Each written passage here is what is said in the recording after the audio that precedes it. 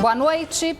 Uma agência bancária no município de Apuí, distante 455 quilômetros da capital, foi assaltada no início da tarde de hoje. 6 homens fortemente armados invadiram o local e fizeram 10 pessoas reféns. Eles fugiram levando cerca de R$300 mil. Na fuga, houve troca de tiros com a polícia e 2 dos reféns ficaram feridos, mas todos já foram liberados. A caminhonete usada por eles foi incendiada na ponte que dá acesso ao município. Os bandidos continuam foragidos e a polícia faz buscas nesse momento. E em Parintins, a Polícia Militar negocia nesse momento o fim da rebelião no presídio do município. De acordo com a Polícia Civil, o tumulto começou por volta de 3 horas da tarde, quando os detentos tomaram a unidade. De acordo com o Comando de Policiamento do Interior, um detento foi decapitado e outro é mantido refém. Os detentos também colocaram fogo em colchões. Atualmente, há 186 presos cumprindo pena no presídio. Uma grande quantidade de Epadu, planta de onde é retirada a cocaína, foi apreendida no interior do estado neste fim de semana. As informações com o repórter Israel Ayasser. Uma ação realizada pelo Exército nesse fim de semana no município de Amaturá encontrou uma plantação de 1.200 pés de Epadu, planta utilizada na fabricação de cocaína, em uma área de mata fechada que fica a cerca de 910 quilômetros de Manaus. Esta já é a segunda vez que uma plantação desta natureza é encontrada na região. A primeira foi em 2008. Israel Ayasser para o Band Cidade. Um homem foi preso em flagrante esta manhã tentando embarcar com 4,1 kg de cocaína no aeroporto internacional na capital. De acordo com a Polícia Federal, a droga estava presa no corpo do suspeito que seguiria para Belém, no Pará. Ele foi encaminhado à cadeia pública da capital. Um grupo de aprovados no concurso do Corpo de Bombeiros voltou a protestar em frente à sede do governo do estado esta manhã aqui na capital.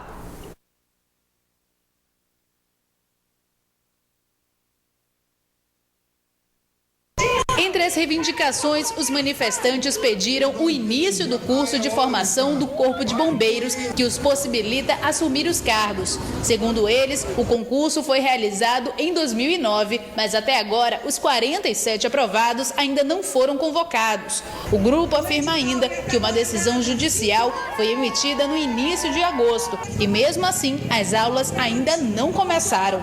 As vagas do concurso eram para profissionais da área de saúde. Vamos conferir agora a previsão do tempo para esta terça-feira.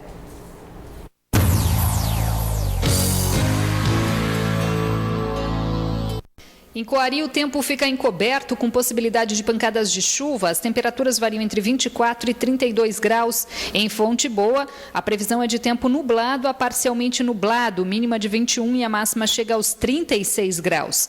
Na capital, o tempo fica encoberto com possibilidade de pancadas de chuva. As temperaturas variam entre 24 e 32 graus. Um acidente envolvendo um ônibus e uma motocicleta deixou uma pessoa ferida esta manhã na zona sul da capital. O acidente aconteceu por volta das 10 horas da manhã na esquina das avenidas Tefé e Delfim Moreira de Souza, no bairro Raiz. Segundo testemunhas, o motociclista tentou virar à direita junto com o ônibus em uma manobra perigosa. O coletivo acabou atropelando o motociclista, que foi parar embaixo do veículo. O condutor da moto, identificado como Aureliano Neto, foi resgatado por pessoas que passavam no local e apenas fraturou o pé direito. Vai faltar água nesta terça-feira em 80% dos bairros da capital. De acordo com a Manaus Ambiental, o corte será necessário devido a uma manutenção da Eletrobras Amazonas Energia em uma subestação de energia da Ponta Negra, entre 6 e 10 da manhã. A previsão é que o serviço seja normalizado em até 12 horas após a conclusão dos trabalhos. Eleições 2014, a Band Amazonas divulga a partir de hoje a pesquisa de intenção de votos no Amazonas, feita pelo Instituto Action Pesquisas de Mercado. Confira os números na corrida eleitoral para o governo do estado. Na pesquisa espontânea do eleitor em todo o estado, o candidato Eduardo Braga aparece com 39%, seguido de José Melo com 24%. Marcelo Ramos ocupa a terceira posição com 2% das intenções de voto. Já os candidatos Chico Preto e Luiz Navarro aparecem simultaneamente com 1%. Herbert Amazonas e Abel Alves somaram intenção inferior a 0,5% e, com base no critério matemático, tiveram resultado arredondado para 0%. Votos brancos, nulos ou nenhum dos candidatos registraram 4% e 29% dos eleitores não souberam responder. Na pesquisa estimulada, Eduardo Braga lidera a intenção de votos do eleitor no estado com 52%. José Melo tem 30% e Marcelo Ramos 3%. Na quarta posição aparece Chico Preto com 2%, seguido de Luiz Navarro com 1%. Herbert Amazonas e Abel Alves não somaram intenções de voto. Votos brancos, nulos ou nenhum dos candidatos tiveram 3% e 9% dos eleitores não souberam responder. Num possível segundo turno, a pesquisa estimulada aponta uma vitória do candidato Eduardo Braga, com 54% das intenções de voto, e José Melo, com 34%. Brancos, nulos ou nenhum dos candidatos aparecem com 4% e não souberam responder 8%. Na pesquisa estimulada, o índice de rejeição do candidato Eduardo Braga é de 16%. José Melo tem 9% e Marcelo Ramos 5%. Já 18% dos eleitores não votariam no candidato Chico Preto. Luiz Navarro tem 15% de rejeição e os candidatos Herbert Amazonas e Abel Alves 8%, respectivamente. Nessa pesquisa, os votos brancos, nulos ou nenhum dos candidatos registraram 9% e 12% dos eleitores não souberam responder. A margem de erro é de 2% para mais ou para menos. A pesquisa foi realizada entre os dias 23 e 26 de agosto e foi registrada no Tribunal Regional Eleitoral do Estado sob o número AM 00021-2014. E amanhã você acompanha o resultado da pesquisa, mostra as intenções de voto aqui no Amazonas para o Senado e Presidência da República. Que a sucata pode ser uma fonte de renda, isso todo mundo já sabe. A novidade é que esse tipo de lixo agora também está ganhando o mercado externo. Segundo dados do Ministério do Comércio, Desenvolvimento e Comércio Exterior, o Amazonas já é o segundo estado brasileiro que mais vende sucata de ferro para o exterior. Só perde para São Paulo.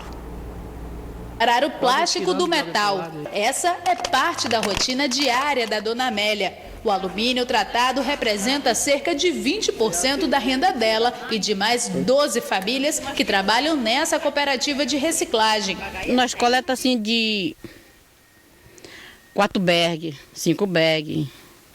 A gente vende, dá 300, 400, aí a gente divide. Seu João é metalúrgico e aproveita as sobras de materiais para ganhar um dinheiro extra. Hoje foram R$36. O pessoal me chama, eu vou fazer uma obra, as coisas velhas que tem, eles não querem, aí eu aproveito e vendo. O metal é vendido para empresas como essa, que prensam o material e revendem para outros países. Só essa empresa recebe, em média, 5 toneladas de material todos os dias. Mas, dependendo da época do ano, esse número pode até triplicar. Em fevereiro, por exemplo, por conta do aumento do número de latinhas que chegaram por aqui, as exportações cresceram 70% em relação ao mês anterior. A diretora comercial da empresa explica que até julho de 2013 as exportações não eram tão fortes, mas por conta das facilidades oferecidas pelas indústrias estrangeiras, de lá para cá o mercado interno ficou de lado. Pelo Brasil é mais dificultoso para a gente acompanhar. Chegou lá e falta de mercadoria, a gente tem que pagar a diferença. Segundo dados do Ministério do Desenvolvimento, Indústria e Comércio Exterior, o Amazonas é o segundo estado que mais exportou metais no primeiro semestre desse ano. Só ficou atrás de São Paulo. Foram negociados quase 8,5 milhões de dólares de sucata de ferro nos primeiros 7 meses do ano. um aumento de 322,8% em relação ao mesmo período do ano passado. Na exportação não, tem acompanhamento de um inspetor para poder fazer essa análise da mercadoria para ver se ela está apropriada ou não. E a partir do momento que sai do Brasil, sai de Manaus, é responsabilidade deles, entendeu? Estados Unidos, China e Índia estão entre os países que mais compram esse material do Brasil. Agora o futebol, o Princesa venceu mais uma no último sábado diante do Genos em partida válida pela 7ª rodada da Série D do Campeonato Brasileiro. Os torcedores do Princesa chegaram animados para ver em campo o time do Tubarão. Este grupo até arriscou o placar. Vai ser 4-2. 4-2. No primeiro tempo, logo aos 8 minutos, em uma falta na pequena área contra o Princesa, o juiz marcou pênalti. O goleiro Dida fez a cobrança e abriu o placar para o Genos.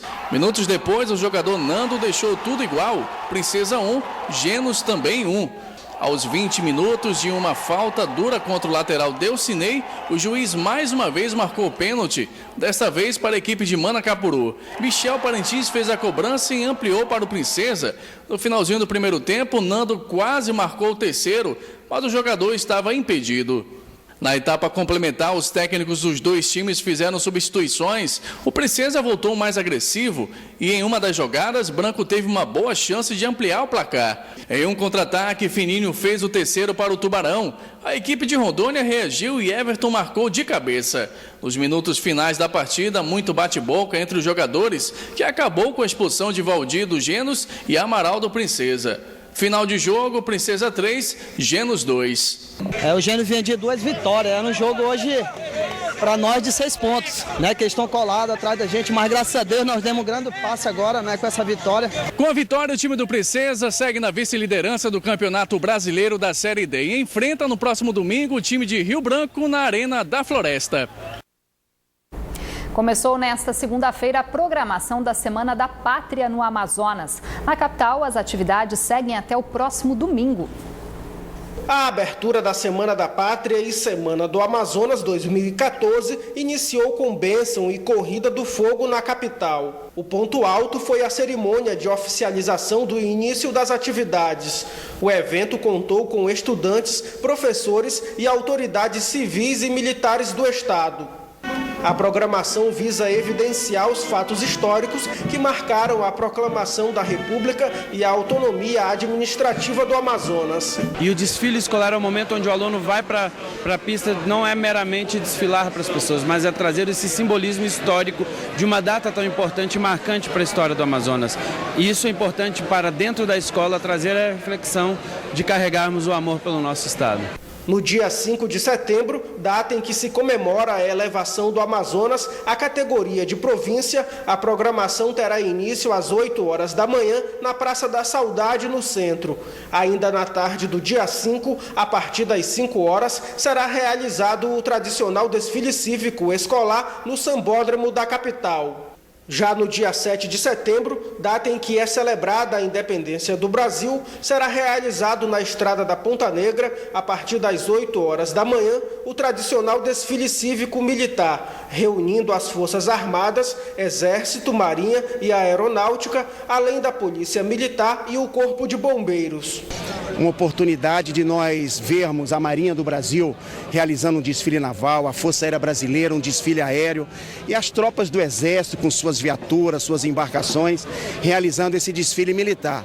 Então a gente convida a toda a população, dia 7 é um feriado, então estejamos aqui na Ponta Negra para, junto com as Forças Armadas, todos os brasileiros, demonstrarmos o amor que temos pelo Brasil, o patriotismo que desempenhamos, não é, na nossa mente. Na tarde do dia 7, ocorrerá a cerimônia de abafamento do fogo simbólico às 5 horas, encerrando oficialmente a Semana da Pátria e do Amazonas.